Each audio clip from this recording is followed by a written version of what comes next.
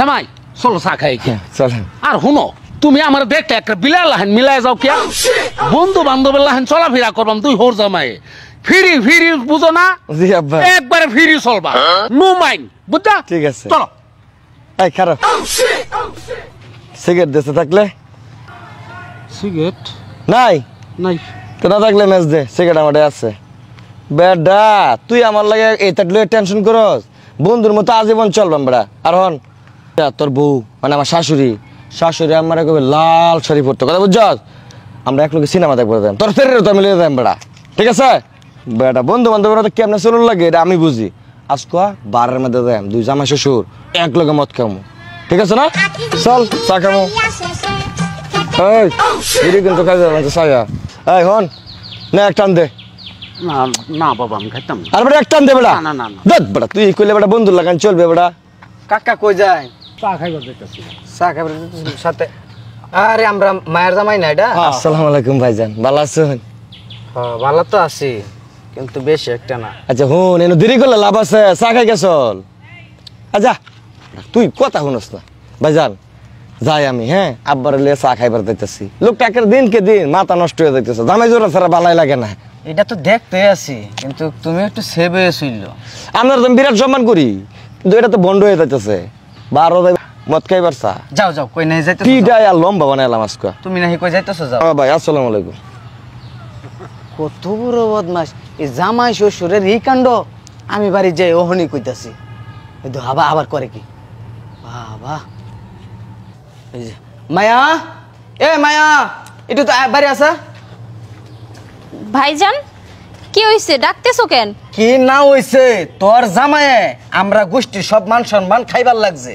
কি ও কি করছে তোমাগো? তোর আব্বা মানে আমার কাকা লগে যে আচার ব্যবহার করতেছে পদ্মা যাইতেছে দুইজনে মিললে সিগারেট টানতেছে আমার সামনে ধাক্কা মারছি বা ধাক্কা মারি কইতেছে তুই বেটা চালা যা আমি পিছে যাইতাছি এরকম বন্ধুর মতো আচরণ কি কইতাছো ভাইজান তুমি এগুলা? তোমার কথা যদি সত্যি হয় আজকে তুই বাড়িতে আসুক ওর তো একটা ব্যবস্থা আমি নিমুই। আচ্ছা তুই একটু খেয়াল রাখিস আচ্ছা আমি যাও গেলাম আসুক আজকে বাড়িতে। এইসব কি হ্যাঁ যে মুখ দেখামু কেমনে কইরে দূর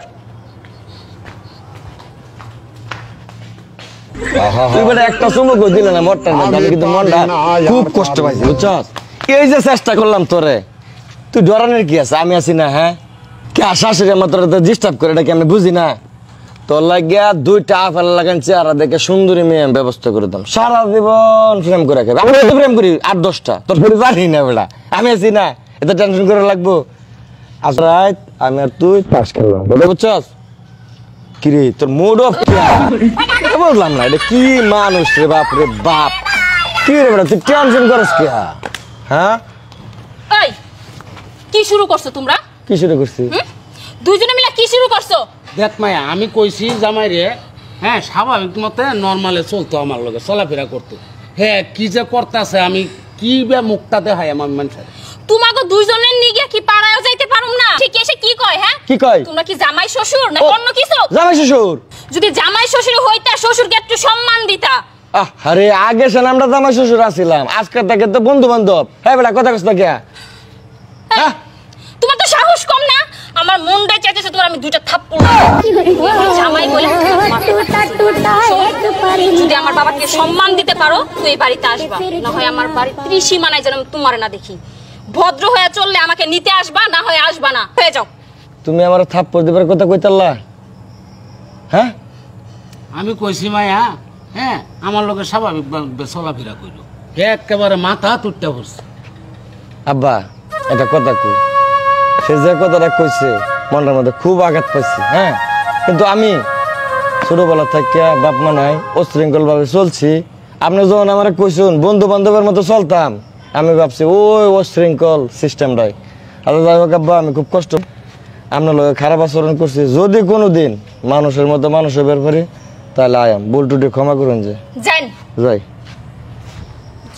সব মানুষ তুমিও আসাও চলো ঘরে চলো